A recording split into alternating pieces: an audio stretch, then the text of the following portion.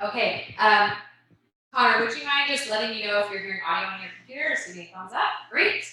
Okay, everyone, this is going to begin our very first Dice Lab presentation series. This is Julianne Vanderhoop. She's traveled here all the way from Martha's Vineyard in Massachusetts, and she runs a really cool bakery there called the Orange Peel Bakery. And he said that it's about half the size of this room. It's very small, but it brings in tourists from all over the place that are visiting Martha's Vineyard. And she actually keeps her bees on that property, and it drives a lot of questions from people who are coming to visit, and they get the opportunity to learn a lot about bees. And so you're also baking with a lot of your honey, you're selling honey, and you've been keeping bees for how many years now? 6 or 7. About 6 or 7 years. A little bit. I'm sure there are other people that have been out there for a long time. Yeah. Well, that's still a very long time. And so her presentation today is about hunting for wild bee colonies. So I'll let you know when I'm all set up to get you started. Okay. Thank you. Yeah.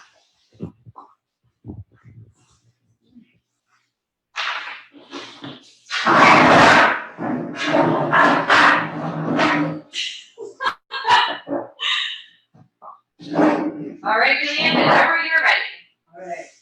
Well, hello, everyone. I am Julianne Vanderhoop once again, and I've driven up here. It's really nice that the bees are out there working today.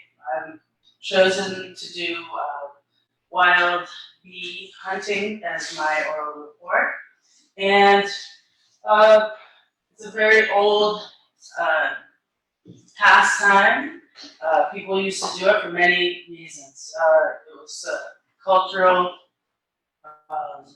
It was for their own food sources and other. For me, who comes from Martha's Vineyard, Martha's Vineyard is a very harsh climate for bees. Often we're pounded by the winds and storms, being a very small island off the coast of Martha's Vineyard. And as you can see up there, the inland is a lot calmer than where I live on the western tip in Aquina. And so I thought that it would be interesting if I could study them to see if they could help me figure out some things. Some things like why a natural hive might last 10 years, or if colonies are still able to sustain that type of life cycle in a natural environment. Then that would show me that maybe they're struggling with this decline as well. So if I were to study the bees that I may be able to find, then I also might be able to help them. Where is the best place to hunt for them? Obviously, an open field. When you're going and you're trying to get a beeline, you need sight. So you don't want to start in the forest because you're going to lose sight of the bee as they fly away from your test study. And you want specific conditions when you're out there. You're looking for calm days, sunny days, cool days, not too cool. Hopefully before or after a honey flow has come through. You want the bees to be a little bit hungry, so they are desiring your food that you have to share with them. Some of the tools that you will need are a bee box, that would be optional, some paint, and many times you want to use something water soluble, a cleaning marker, or some people use lime powder, which is dehydrated limes, just like that. And topographic map, because even though you're starting in a meadow, you may end up on the edge of the forest, or in a forest, or in a tree area, a rocky area, or otherwise. You want to know the terrain, because although a beeline is put out there as if it were an arrow being shot straight, bees don't always fly straight. They might fly around a rocky structure or a hill when they're carrying a heavy load, just to make it easier on themselves, because they are very smart and they will take the easiest route. A compass to know the direction that they take off from your bee bait station from. A notebook to note the time that they take off from your bait station and the time it takes to return to the bait station. You're going to need something to put your nectar on, and you want an older piece of comb because it will smell really nice to the bees. It's very attractive. It's very homey. You don't want a newer slice of comb because it doesn't have that scent that might be so attractive to them. And the comb, once again, it needs to be a little bit small, between 1 or 2 inches. So it's helpful to have a bottle with a dropper inside of it, and maybe a pair of binoculars, although I think that's hard to see as well. When you're coming close to the hive, then maybe binoculars will help. This is a bee box, and I thought it was very interesting, and I can't wait to use it. I've never used one. The back here has a window and a cloth or a door that covers the window. Over here is the second door, and you actually just grab the bee inside the front chamber, lifts the door, and the bee can go toward the window, trying to escape. And then closing this door allows you to catch another bee and another bee and another bee. Hopefully you'll be able to find 10 or 12 bees to work with. And then you must set up your bait. So this is the bottle that I spoke of with the eyedropper to fill up the comb. And here's the sugar syrup recipe. And one thing that you don't want to go out there without is an essential oil of some sort that's very attractive to the bees. They need to be able to smell it. And so these are very helpful to making your bait station attractive. Here's the bait station set up. I'm sorry. Let's see if I can get that back. All right. So here he's filling it. There's the bee box. He's got the nectar here. And sometimes people will put a little extra nectar out just to get that that smell put out there. You can also spray a little bit around your station. So collected your bees. All right. So you are sitting out there and you've got your bees and they're attracted, and they actually are using they're using your bait. And once they taste it, fill themselves up, they're going to fly away in the direction of the hive.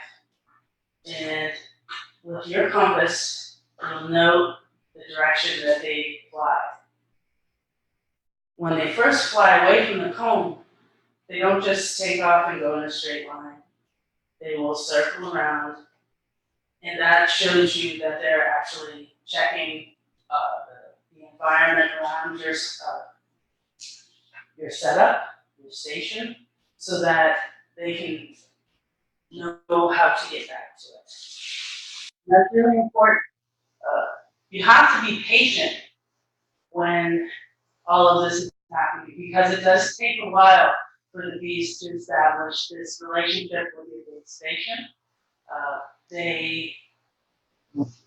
In the wild, when they approach home, especially a new home, it might be from another hive or something like that. They might be a little bit timid to go directly up to it, because as they enter a new place with honeycomb, the comb. It might be someone else's hive, and they may be attacked like us. So it takes a while.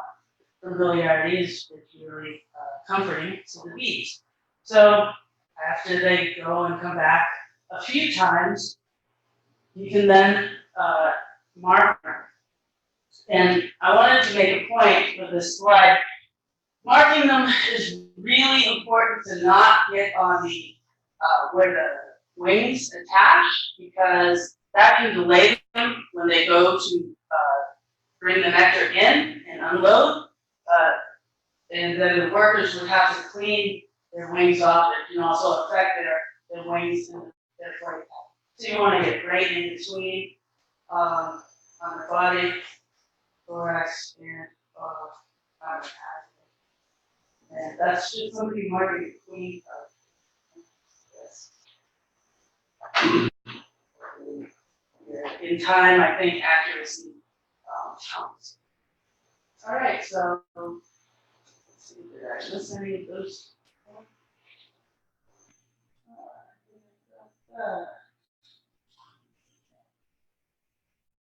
So here, this slide shows someone with really great organized notes. They're noting compass directions, the time that the bees left, the time that they come back to the bait station, and the difference in the times on this column. And then you can see the compass directions. After 10 or 12 trips, you can see that there's a mean average here that you would want to head into that direction, because most of the bees are headed that way. You can then do what is called a bee jump and cover your bees and carry your station 100 to 200 yards further along that directional or bee line, and then release your bees once again and let them fly off, and they'll repeat that behavior that you originally saw, flying in a circle and then taking off. This slide, if you're having a hard time, shows a few bait stations, and you could either do this over several days or have some friends out in different areas. This helps you triangulate finding the bee hive. So you would put different bait stations here, and then hopefully that would help you if you had a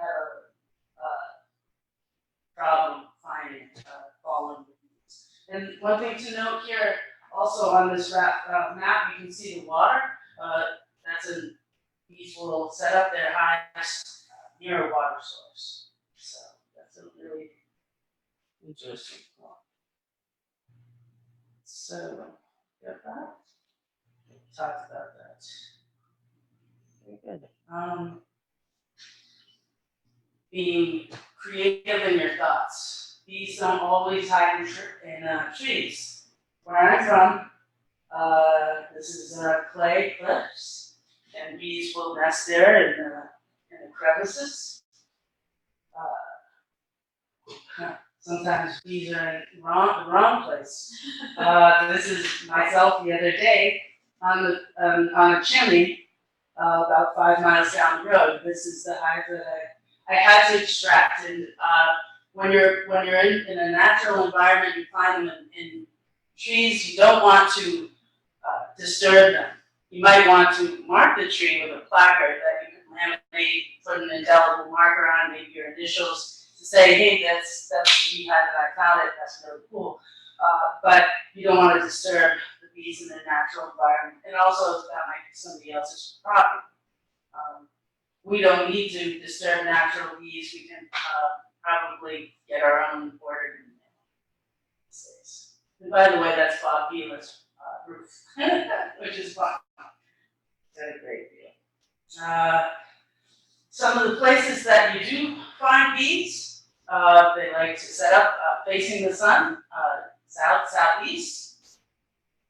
out of the wind and 20 to 30 feet off the ground. But once again, be creative because they don't always, it's just not always there. This is, these two books were some of my source materials, and I found them really fun to read. Of course, Thomas Seeley, he is a science guy right here at Cornell, and I found his fascination spurred me to my own questions about bees, and that was a lot of fun getting to know more about bees and beelining through that book. And the other book is an older book. This was published a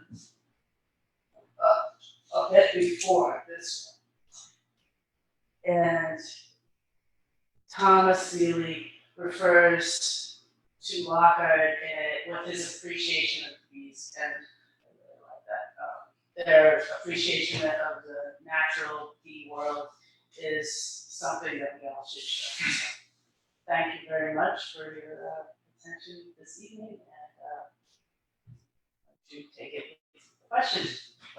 Thank you.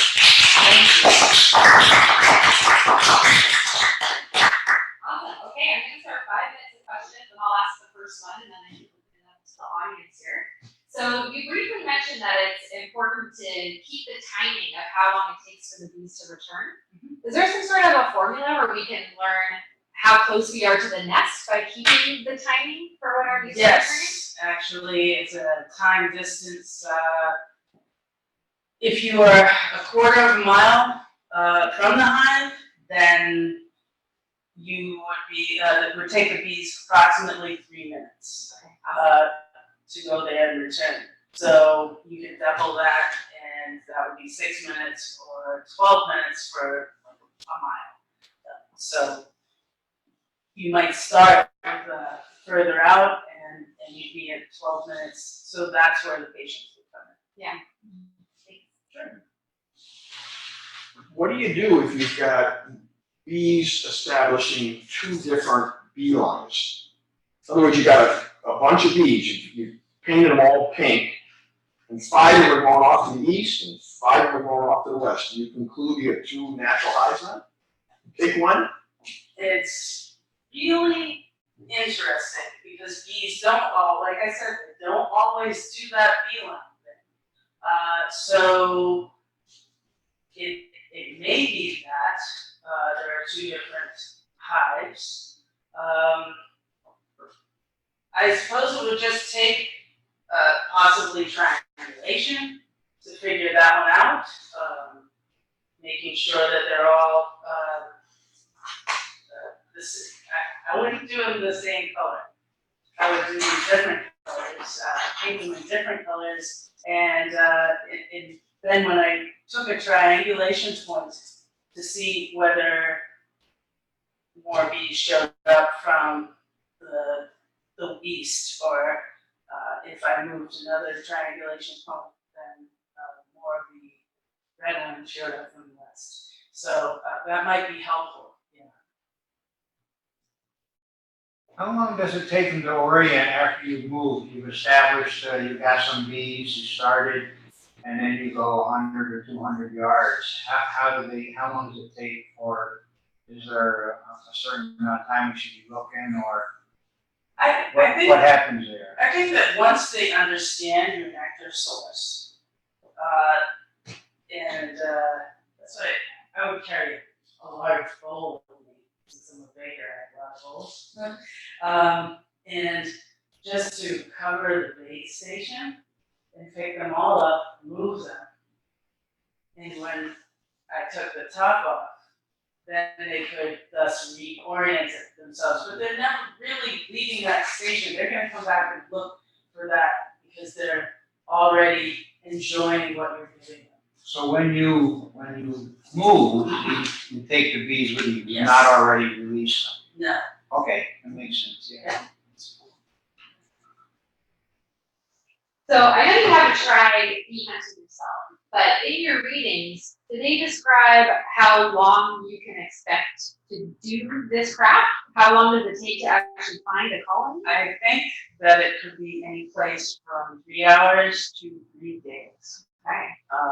You know, that's depending on terrain, and the amount of bees that you have, and the time of year, and the conditions. So, yeah, that's where patience really comes in, and you have to be willing, I think, to spend the time with it. I sat out there today trying to do the same thing, and they weren't complying. Yeah. Being honest, so. Awesome. Okay, well that concludes the question period. Thank you, Julianne.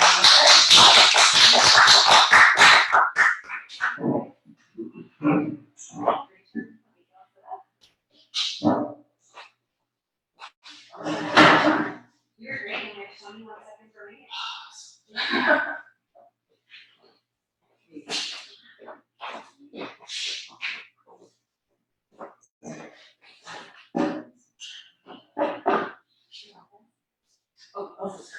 Oh, right. All right, do you want to just hook up your mic there?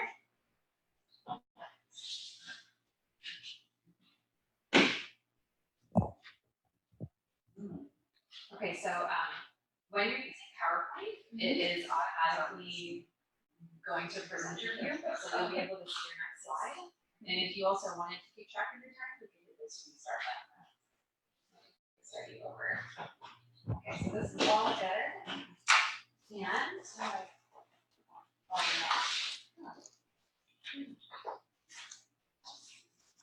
a link now set up.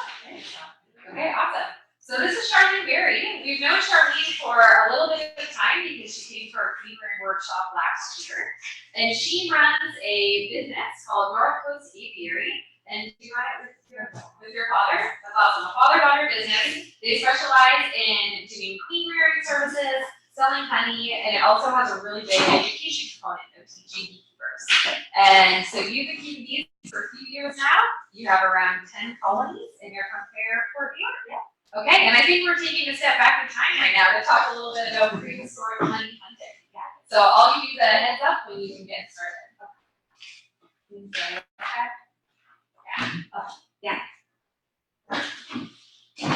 Okay, whenever you're ready. Okay, awesome. I'm Charlene Berry, and I'm presenting on prehistoric honey hunting, early man's pursuit and desire for honey. Honey hunting was a widespread practice among prehistoric people. Cave paintings in Africa, Europe, Asia, and Australia show that honey hunting has been going on for thousands of years, that the primary activity of early humans was obtaining food, that honey was a sought-after food source, and that honey hunters used a variety of techniques to locate wild nests and employed a variety of tools to harvest comb and honey. Why did our prehistoric ancestors partake on these often dangerous hunts? Possibly because they had a sweet tooth. An evolutionary desire and love of sweetness in food that has been argued to have derived from primates' love and consumption of fruits whose ripeness and suitability for eating were based on sweetness. Honey is also a superfood, one that is energy dense and a good source of glucose needed to nurture brain development.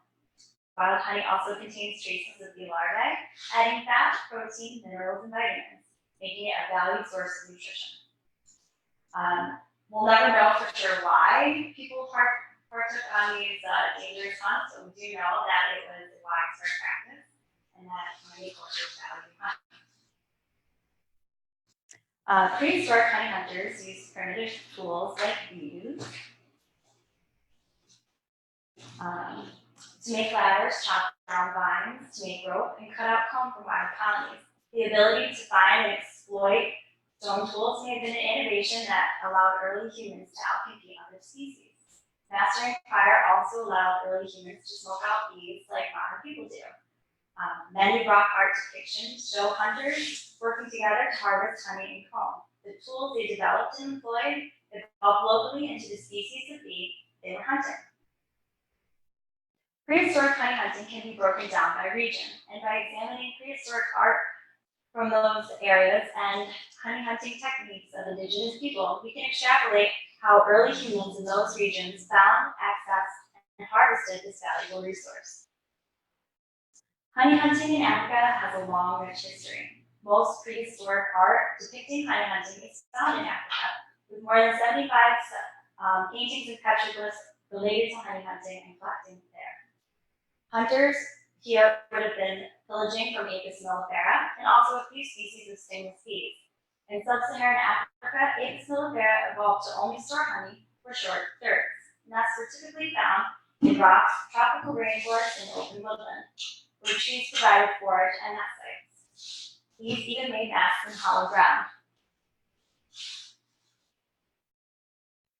Bees that nested in rock were less enclosed and easier for hunters to see. Hunters in Africa were also aided by honey guides, especially the greater honey guide, a wax-loving type of bird known to lead humans to bee colonies. Honey guide collaboration with humans is a striking example of mutualism, where the bird relies on humans to subdue the bees and chop down the hive, and the humans rely on the birds to lead them to the nest, which is usually tucked away high up in the tree. We can infer man's use of the bird as a key tool in finding wild colonies from native people's use of the bird today. Honey guides are known to attract a partner after they've located a nest and need help accessing it. After locating a potential partner, the bird would move restlessly around them, fly off, show its tail feathers, make a chirr-chirr call, and when a honey hunter would respond back to the bird with a variety of different calls, including shouted words, whistles. Recent studies show that hunters were able to initiate this exchange using a burr or burr hum sound. Here's an example of a young hunter in Mozambique calling a honey guide.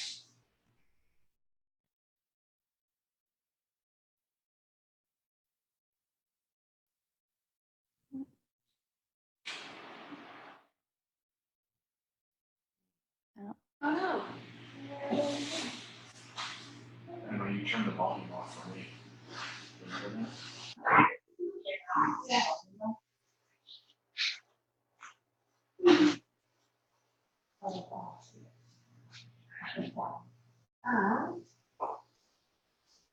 Yeah, the volume is on.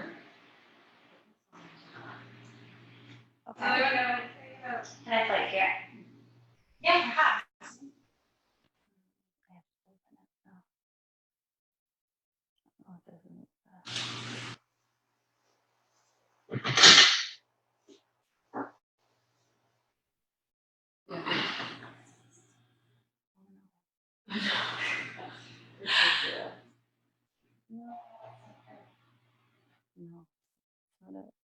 Got it? No. Okay, sorry, Charlene. We'll give you a That's okay. couple extra moments on the clock there. That's okay.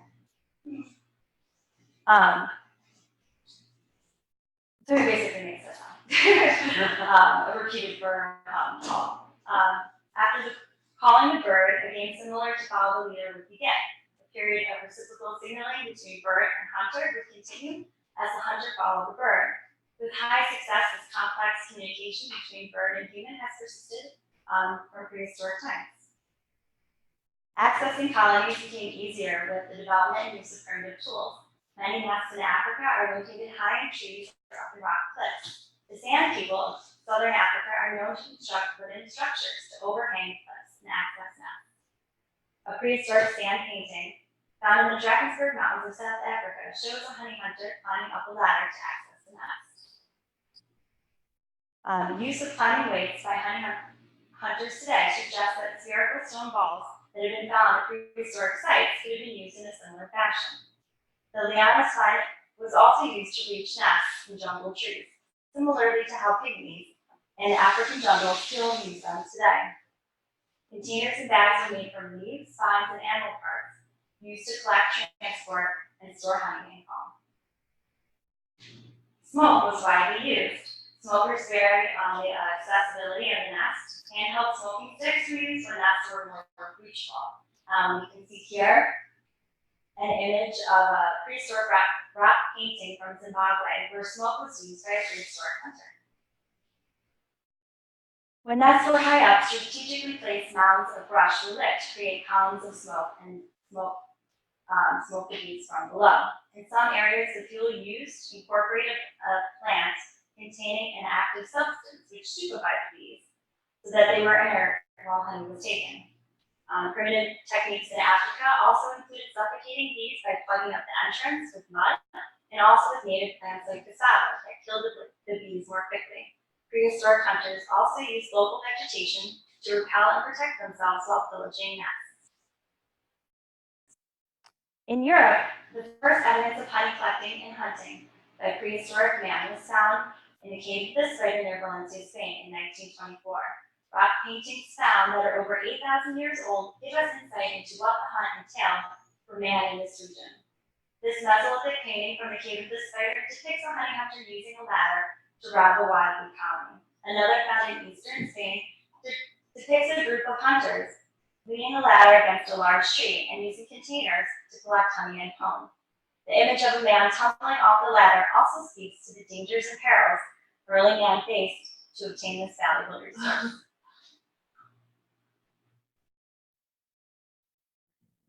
These hunters were after honey and comb from the cavity nesting Apis mellifera. With an abundance of deciduous trees, the honeybee here nested most frequently high up in trees like alder, ash, beech, birch, elm, lime, maple, oak, and willow, but sometimes in rock cavities. Nests were located through a variety of techniques. In cooler areas, hunters looked for dead bees in the snow, would trap honey-eating pine marten and bear to potential sites looking for debris and disturbances as they tried to access the nest. Hunters also were known to mark bees, trap them, and release them one by one, following them to their nest site. Opening in nests were often small and hard to see. In warmer areas of Europe, like the Mediterranean, where there was constant foliage, little honey was stored. Hunters harvested more frequently, but for brood and pollen. In cooler areas where honey was sought after, hunters would cut into a tree cavity and stick a long wooden pole into the nest, pulling it out to see how much honey was inside.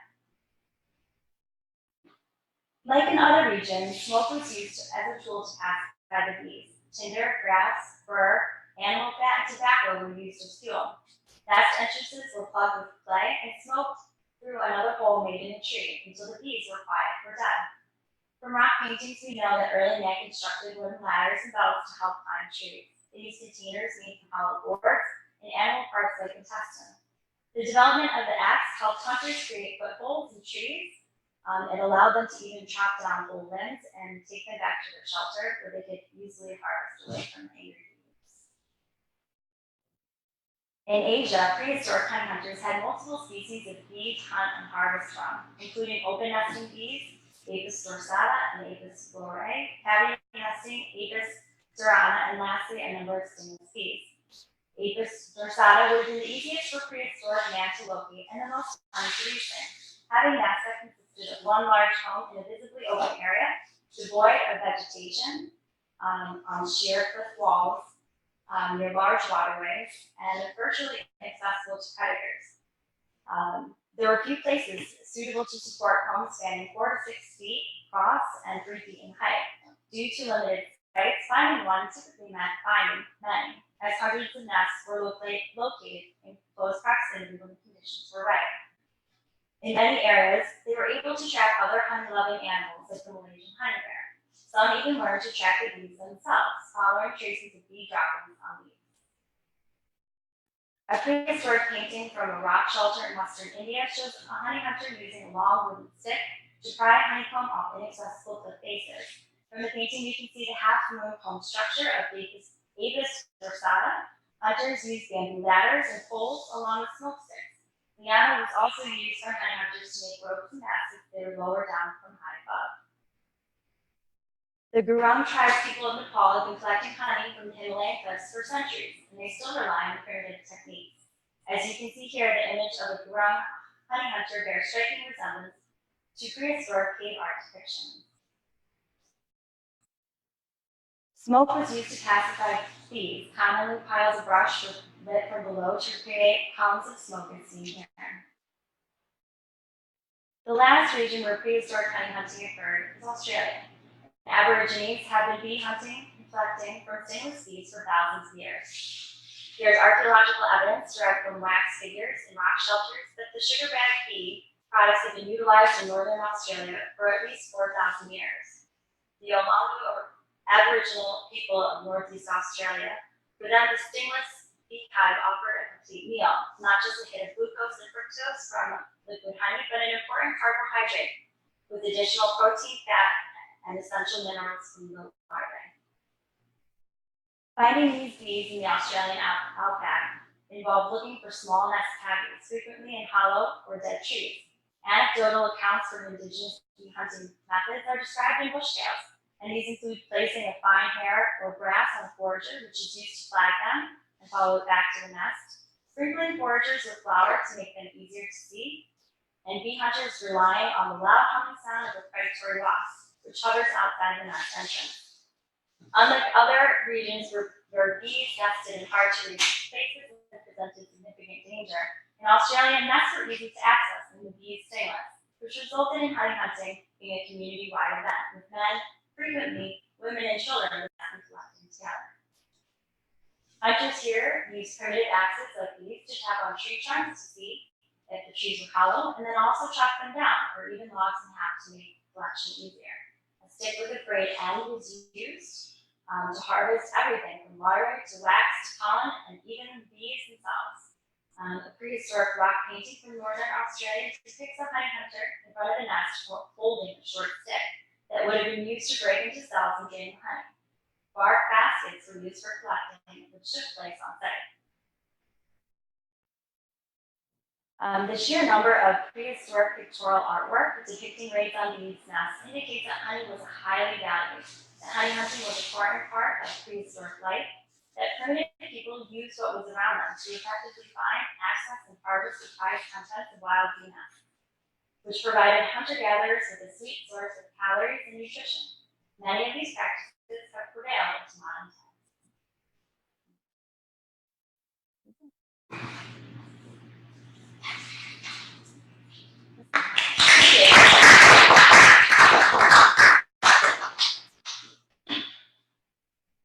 Okay, I'm gonna start the clock for our 5 minutes of questions. And I'll start with the first question. So at what point in time in history did it go from us finding these wild cavities and these honeybees and taking their honey to actually starting to keep honeybees? So Egypt, I think was really the first, and like Sumerians, really figured out ways to keep bees and even like trap them in like woven baskets when they would smoke them from a tree. They would create another opening on top where they would put a basket. They would smoke in the entrance, and the bees would go up and into the basket. And that was kind of the beginning of beekeeping. Cool. Yeah. This was super cool. I'm wondering, I know you said something about the Australians using or eating the larvae. Was there other people that, and other resources they used? Like, did they find use for the propolis, or did they eat the pollen or larvae in other parts of the world? Pollen. I haven't read a whole lot about propolis, or Yeah. I didn't find a whole lot on that in my research. It seems like in Australia they really utilize everything, including the bees, and I think a lot of it has to do with the fact that the stingless bees only produce like 4 cups, I think, of honey. That's not a lot. So they really needed that other source. I guess they were a little less useless than other cultures. Was there any indication that early man overexploited the honey and the bees? Not that I found, but I think possibly, now, yes, is they're struggling in some areas in Nepal, especially, to maintain ancient honey hunting practices and keeping bees. There's a Facebook question, if you want it. Sure. Fennel wants to know, did early hunters have any natural cures for stings? Oh, cool. Was there any key I words? didn't find anything specifically. I know they definitely rub themselves with certain vegetation to repel these. So I think we can assume that having such close ties to the environment that they had knowledge of the plants around them. Okay, so what we've studied about wild colonies living in trees here in the US and we talked about in class, these nests are probably, 10 to 15 feet high, but in a lot of these photos we're seeing people on these epic ladders and these cliff sides. How high are these nests in some of these other areas? Like 100 feet, it's pretty intense. Wow. It's pretty dangerous. Okay. Which is for most cultures why it was really for men that really went on these hunts. All right. Oh, yeah. Oh, you have a question? Okay. This will be your Yeah, last one. I was wondering, just what was the bird's name, and from what country was it? So it was the honey guide, and specifically the greater honey guide, and I think the scientific name is the indicator. And that covers that region, birds in most of sub-Saharan Africa. What did the bird get out of it? Would it come and eat things? The birds like addicted to the wax. There's an account of a missionary, I would say, who had wax candles for like a church service, and the bird would come in and eat the wax candles. Yeah. I'm gonna look at It's I want to hear it. Iron. Yeah, also it's like other animals to go and find. It's really great. Yeah. I really want to hear the call, so I'm gonna go. Yeah, do it. Yeah, you should anyway. Yeah. Okay, thanks, Charlene.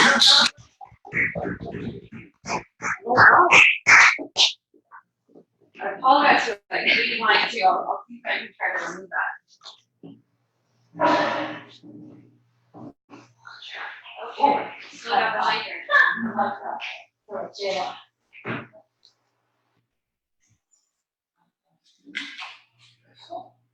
I don't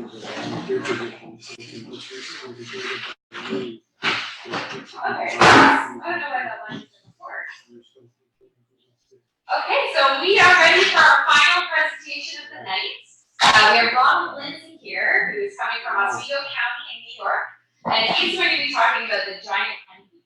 And this is a really interesting species of honeybee, different from what we have here. And I'm excited to learn a lot more about their behavior and their nest construction.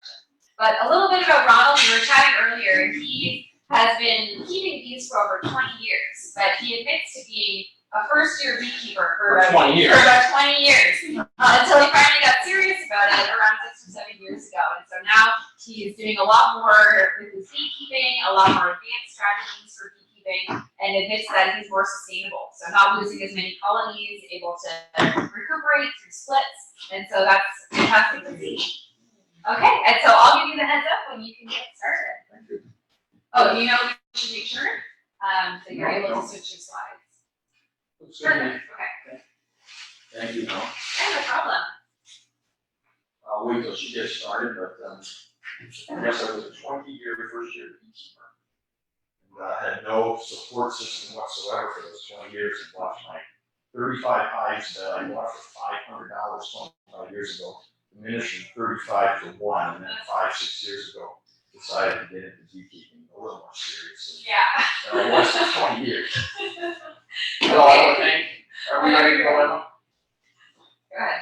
Okay. Well, my name is Ron Lindsay, and I am happy to be here. Thank you, Emma, for this opportunity to tell you a little bit about the giant honeybee, Aphis dorsata. And yes, you are absolutely correct, Emma. There is some pretty interesting and pretty neat ecology associated with this rather large honeybee.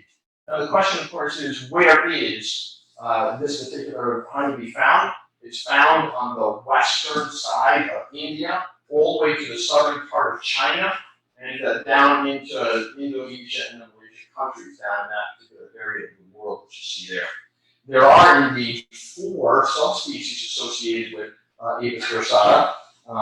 There is some question about one of them, which would be the Himalayan giant honeybee. Some think that this one is a species unto its own, primarily because geographically it's isolated from the other ones, and there is very little genetic mobility between it and the other 3 species. But I'm going to go with a PhD taxonomist and entomologist right here from Cornell. His name is, I'm going to get it right now, Michael Engel. You know him? Not personally. Okay, well, Michael Engel, he traveled extensively throughout the southern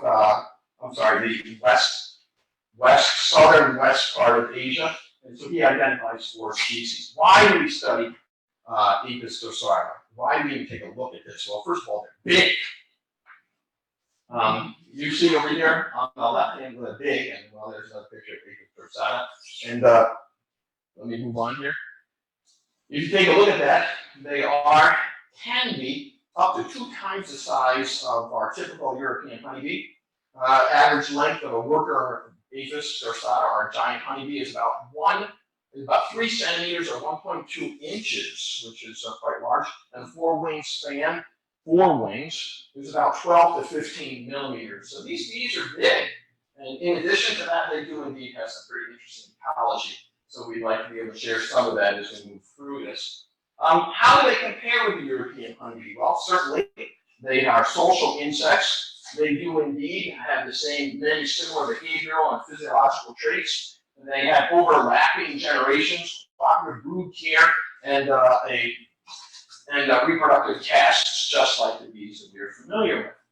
Over on the left-hand side, you'll see the drone of the giant honeybee. Drones are produced just like in regular honeybees, they're produced during the reproductive season. A particular nest of giant honeybees will produce maybe 1,000 drones during that breeding season. And the drones, of course, are stingerless, and they, of course, their sole purpose is to mate with the queens from another colony.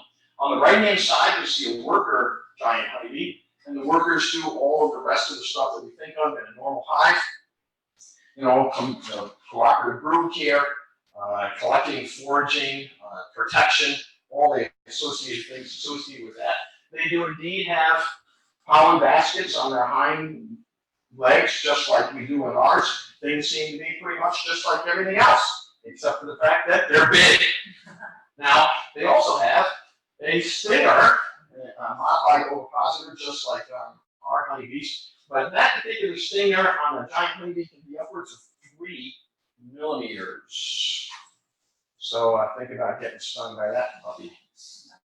All right, workers perform all the colony tasks. They're like any other honeybees. They're considered to be superorganisms.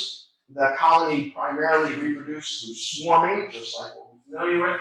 And they have similar mating behavior as in the European honeybee. They do communicate through a waggle dance. We're all familiar with this, but this is where the differences begin to show up. Apis dorsata is the only one of this genus that carries out nocturnal foraging. Therefore, it has 2 different kinds of waggle dances. During the day, it's primarily visual in nature, but at nighttime, it produces high-frequency sounds that identify the quality of the foraging material in that direction. So they produce both sounds and visual, depending upon the type of waggle dance that they're going to be performing during whether day or night. So that's kind of one big difference. But the biggest difference is their nests. Oops, wait a minute. What do I got here? Here we can see the differences in waggle dance. Sorry, I got a little bit ahead of myself here. The most significant difference is their nests. So what do we have here? Here we have a nest of Apis dorsata. The nests are huge. They can be 1.5 meters long, about 6 feet, composed of a single comb, upwards of 1 meter or 4 feet roughly high. And that single comb is covered with a curtain of bees, 2 to 3 bees thick. And it's an open comb, not like a cavity nester like we're familiar with, but they're open combs. And that curtain of bees protects the brood from the elements as well as from predators. So you'll see that this is a gigantic nest of Apis dorsata. Now, in addition, the nests can also be highly clustered, and so you can have upwards of 50 nests in one tree. The result is these are called bee trees in this particular region because we have so many nests all concentrated in one location. Now, nests tend to be high up, located in cliffs. And you'll see here, it's a whole number of nests or colonies of Apis dorsata right here in Nepal, located on the rocky outcrops and cliffs. But they also can be found. Whoops, sorry, myself. Here is, we'll get to this a little bit later, as they are collecting honey off the cliff face of one of these hives. They also are on buildings. So they will nest in trees, buildings, and on cliff faces. Where are we going here? Oh, okay, let's see. What else is really kind of cool about this? They are one of the few insect species that undergo a migration, and the only social insect that does it worldwide. You are familiar with monarch butterflies migrating. You may be familiar with locusts migrating. You may also know that some butterflies over in Eastern Europe and throughout Siberia migrate, but this is the only social insect that migrates. When the season comes to an end, foraging begins to be a little more difficult. The bees pack up and leave. They collect all the nectar and all the food and nutrients that they can, and they leave. They leave their colony or their comb behind, and they can migrate up to 200 kilometers or maybe 120 miles.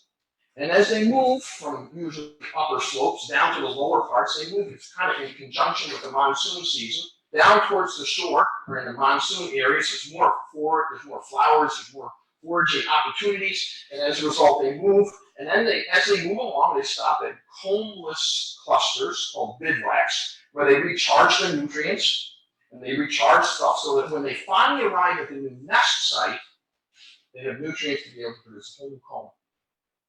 The interesting thing is 6 months later, you turn around and go back, and all the bees that left are dead. And we have a whole new group of bees, because they only live about 2 months. And a whole new group of bees, and they are faithful to the original nest site and can return to the same branch that they left 6 months ago with bees that weren't alive at that time. Now, that's pretty cool, if you ask me. So, some defensive behaviors. They do have what is called, besides that 3mm stinger that is able to sting through your clothes, as well as the fur of bears, which typically found in that area. They have some other interesting defensive behavior. One is called comb. I call it, you can see this in the literature, but I had to describe it some way, called comb expansion. Let's say, for example, a bird approaches that open nest. And so a bee begins to race across the surface of this sheer wall of bees, and a zigzag pattern communicates to the bees that it's time for them to run to the bottom of the comb. And they run to the bottom and create single strands of bees that hang on the bottom. You and I would think of it kind of like bearding. Now, what does that do? It expands the size of the comb. So now a bird comes along. He wants to eat some comb. He wants to get nectar. He wants to get wax. He wants to get brood. And what does he get instead? Mouthful of bees. The other interesting thing is called shimmering. Shimmering occurs usually when a single bee in the midst of this little ball here initiates a rhythmic, choreographed wave across the surface of the colony. This is really unique to this particular species. No other social organism does this. It's an example of almost instantaneous communication. As these bees communicate one to another, let's see if we can get this thing to work here. Now, I'm going to come down here and see if this does it. You'll see that the wave, it's like going to a stadium. And you know that people in the stadium, they move their arms back and forth? Well, here you are, it's like a wave, and it's instantaneous communication. How do we do that? This axis, again, it's super organized. Let's see if I can stop that. Well, I'm going to just go to the next one. Let's see if I can make it go to the next one. Okay, that just stopped it. Okay. All right, so economic impacts. What's so important about that? Obviously, not so much for us. How much time we got there? 4 minutes. 4 minutes, okay, good. They are important, since we can't really manage these bees the same way we would with the European honeybee. They are important for pollination, things like mango, coconuts, coffee. I like my coffee. I'm sure you guys do too. Pepper, starfruit. You see them in the supermarket and in macadamia nuts. They're all important for the pollination of those particular species. Those particular things. And the other thing that's kind of interesting and why I picked this thing from the beginning is something called mad honey or crazy honey. Have you ever heard of this before? You would call this hallucinogenic honey, but the reality is it's really not hallucinogenic. It's paralytic. Anyway, back in, it was first reported by the Greeks and the Romans. They would come and capture or take over a village in Turkey. And then they would raid the honey stores of people in Turkey, and these people, these soldiers, would then would fall over, and they wouldn't be able to walk, and they'd stagger, and they'd start going crazy. So it was called mad honey or crazy honey. And then subsequently, this particular honey is collected by the Kalam people in eastern Nepal. It's collected in the spring when that particular area is covered with a huge bloom of rhododendrons.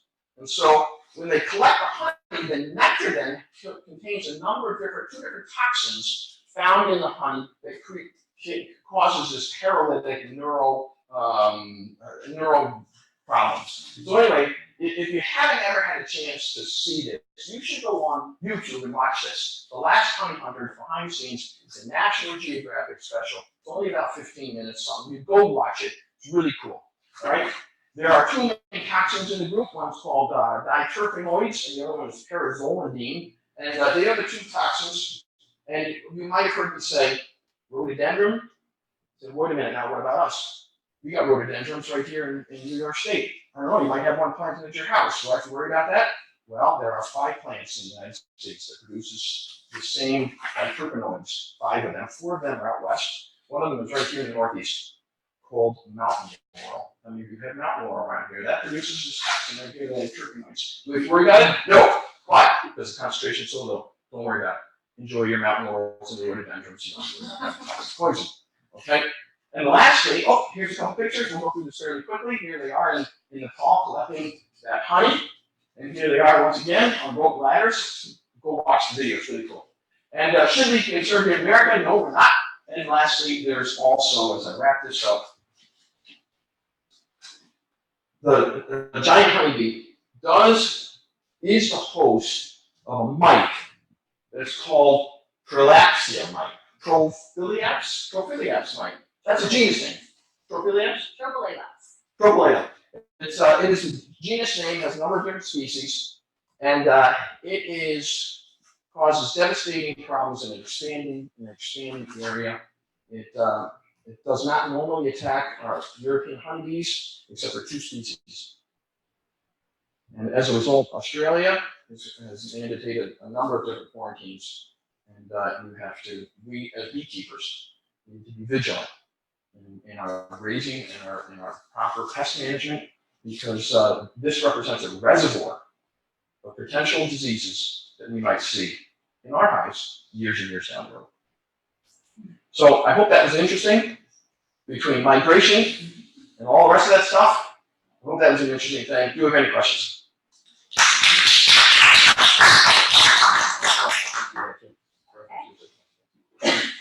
Yes, perfect. Okay, Yeah, Rob. I just have a question. Do they have any idea why they evolved the nighttime waggle dance, the auditory dance? Well, it's kind of hard to see in the dark. But like, why, are they pressured by, like, do they have to forage at night too and during the day? Do they just require that much? I don't know. I can't answer that question. In other words, what your question really is asking is, why did they evolve into a nighttime foraging behavior? I have a follow-up question to that. So, I guess it's a 2-part question. First No, one, only just one. your knowledge a little bit. So, what is the cue that bees are using to orient themselves when they do a waggle dance during the day? 2 parts. One, the direction, the orientation of the bee tells them which way to go. In the dark, I don't know how they know that, but anyway, that's the way it is. That was my second question. Yeah. What are they orienting to? How are they conveying where an object is without the sun or polarized light? I don't know. And the frequency, the intensity of the frequency determines the how good the food source is. Okay. Okay? But other than that, I can't tell you any more answers to that. Sorry. That's okay. Might be an under. Yes, in the back. How do they produce the sound that goes along with the wagtail dance? Well, they certainly don't have any vocal cords. I believe it's beating of the wings. In other words, the striking of the wings. And I would imagine it's the wings that are doing that. But I'm going to guess on that. Make myself sound like I'm intelligent.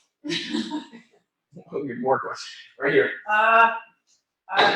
On the bee tree nest, Mhm. does the queen fly between them? No, that's one. or- On the bee trees. Yeah. Bee trees, every one of those was a separate colony. Okay. Every one was a separate colony, one queen for each of those colonies. Yeah, can you tell me a little bit about their thermoregulation? Since they're not in a cavity, what do they do if they get too hot? What do they do if it's too cold and they need to stay warm? I'm going to answer that by telling you about another defensive behavior. Okay? One other defensive behavior was called bee balling. And that was if a wasp attacks the hive, rather than the wasp being stung to death, 200 to 300 bees or 100 bees would gather around the wasp, would make this ball of bees. The abdomen would then pulsate. They would just go shimmering.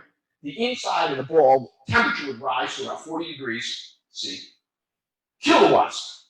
Temperature was high enough to kill the wasp, but not high enough to kill the bees. So my guess would be, if it's too cold, they're going to probably maintain temperature just the same way they're going to do elsewhere. Those bees are just going to vibrate. And are we going to lose energy? You better believe you are. Right? Yeah. You know, because let's face it, it's not going to be in a closed nest. But again, don't forget about the area of the world that they're found. They're not found in the temperate zone like we are. They're found in the subtropics. And so as a result, their climate is going to be lots more even. And so they're not going to have the same kind of temperature problems that we have here in central New York. Any other questions? Yes. How far do they migrate? Like from The migration that I read about upwards of 200 kilometers translates to kilometers, I don't. 120 miles. Okay? Now you might think that that's not very far. I mean, it's not far in comparison to monarch butterflies that migrate, from upstate New York all the way down to Central America. That's thousands of miles, but it is still a true migration, even though it may not be the same length of distance. Okay? Do you know why they migrate? Simply because their food sources dry up. We believe that's the evolutionary drive for that. Because they're up in higher regions, but their foraging opportunities diminish. And so they move down to the lower elevations, and it's in conjunction with the monsoon season, where there's more flowers available. Okay? The interesting thing is that the parent bees die, Yes! and the next generation comes back. Was there any research that you could find at all that says how that happens? I mean, it's pretty miraculous and mysterious at the same time. Absolutely. But again, the same question could be, well, how do we know the type of monarch butterfly who's in central New York returns to the same spot in South America? By the way, the monarch butterfly in New York that returns to the same place in Central America is 6 generations removed, right? Or something like that. It's not the same guy going back and forth. How does he know to come back to those same clusters? I don't know. It's amazing.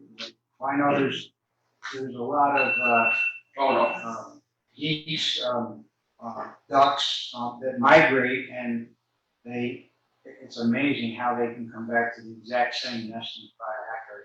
We're talking hundreds, thousands of miles on some of these. Do you guys have hummingbirds at your place? Mm-hmm. They just came back today. My wife said she's seen one in the kitchen. Yeah. The hummingbirds that come back here and feed her, probably the offspring, or the same hummingbirds that were there a year ago. They're related. Isn't that cool? Yeah. Well, thank you, Ronald.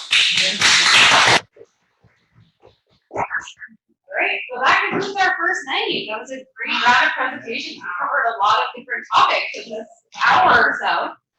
For you speakers, if you wanted to see your grades, it'll take you a couple minutes to tally this all up, and everyone else is welcome to chat and finish the snacks, whatever they prefer. And I'm going to end this meeting. Nice. Thanks. Okay. Rich, you have so much, many good ones.